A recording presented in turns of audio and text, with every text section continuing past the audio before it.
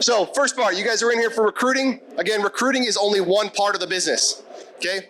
So as we talk about recruiting, let's talk about the simplistic version. Okay, number one, what are you recruiting to? Raise your hand if you sell solar. Got it? Roofs, windows. What you have to ask yourself is how many companies out there are selling the same product as you? 100, 1,000? What is your business plan? Have you guys actually sat down, and this is not for business owners. I do this with all of my sales reps when I was running teams. I have them write a business plan because at the end of the day, when you're recruiting, you guys are recruiting to something, right? So what is your business plan? Is it unique? Is it different? Are you just saying, hey, we got cool vibe, I got a Ferrari? Like, what is it about you and your business that's different than everyone else? Ask yourself the question, do you have something that's proprietary? And a lot of us, if we actually look inside, we're gonna find that we're probably missing something, okay? So the first thing is that we need to actually establish a business plan. What is my business plan? Who am I? What am I representing? How am I gonna convince him to leave solar company A to solar company B, or some new rep that's being recruited by 7 companies? How am I recruiting this person to my company? Okay, very simple, but you guys have to start with the basics. You can't recruit to something that's not there. The next thing is, would you recruit yourself? Ask yourself the question. If I was being recruited by myself, would I go and join that team? That's the easiest way to determine, am I gonna be able to recruit someone? Okay? Next part.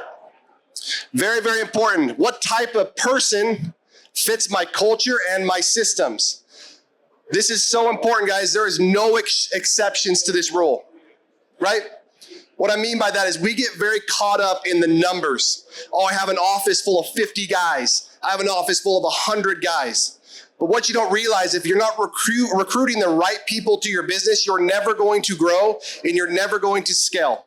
Okay, you have to recruit the right people with no exceptions. Okay, I don't care if they're willing to knock doors, whatever it is, they have to fit your culture. They have to accept what you are and they have to be bought into your culture.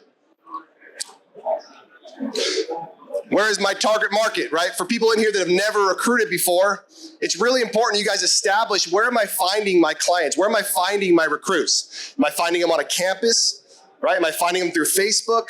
Is it gonna be referral based? There's so many different ways. I'd love to actually hear, again, this is a workshop, this is participation. Does anybody have an ingenious idea they wanna share of where they have found reps? Where's somebody that's like been out of this world, really cool, unique? But this all comes back to the fact that you have to know your business plan and you have to know who you want to recruit. Okay, I had this perfect image back when I worked at Vivint years ago. And I wanted someone who played sports in high school, okay? I wanted someone who had some type of following, right? And I wanted someone who did DECA. That was my big, did anybody know what DECA is? Anybody know what that is? Back in high school? You know what it is, okay. But I had like these specific criteria I wanted to reach. That was my perfect recruit. And so then I would reverse engineer it and say, where do I find that person? Okay, that's the process you guys have to go in your brain. It's not just casting this wide net and being like, come one, come all. Be specific, be precise, and you guys will grow and scale to what you guys want to grow, all right? Next part, what are my input KPIs? Is it cards given? Is it convos? Is it interviews? Is it DMs? What is it you guys are doing that you can't be stopped, right? You can't stop, like there's no way you're going to be stopped by accomplishing these goals every day. These are your inputs that you're putting in every day. And if you guys are scaling and you guys have a room full of setters, this is what you're going to put on them for a measurement of success. When you work at my company, we do blank, blank, blank, and blank. And you explain to them that this is how you become a sales manager, because you don't want to recruit someone that doesn't want to grow.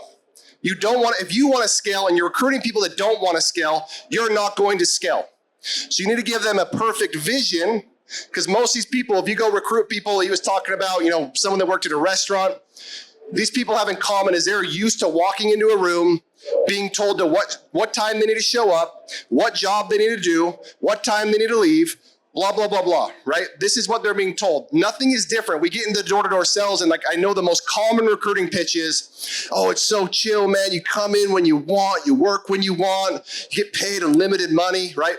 What expectation is that setting for a sales rep? Oh, I have no structure. I can do what I want. That's what you're telling them. So it's really important from day one in your culture that you guys are setting key performance indicators to recruiting. I'm tired of people going up and saying, we got to recruit. And then they ask how, and you're like, just go talk to people. No, set bars. It's like knocking doors, guys. Last one, what are my outputs? Okay, set goals. How many people did I hire? How many people did I onboard? How many meetings did I have? How many FaceTime interviews? Whatever those metrics are, stick to them. That's how you build the recruiting pipeline.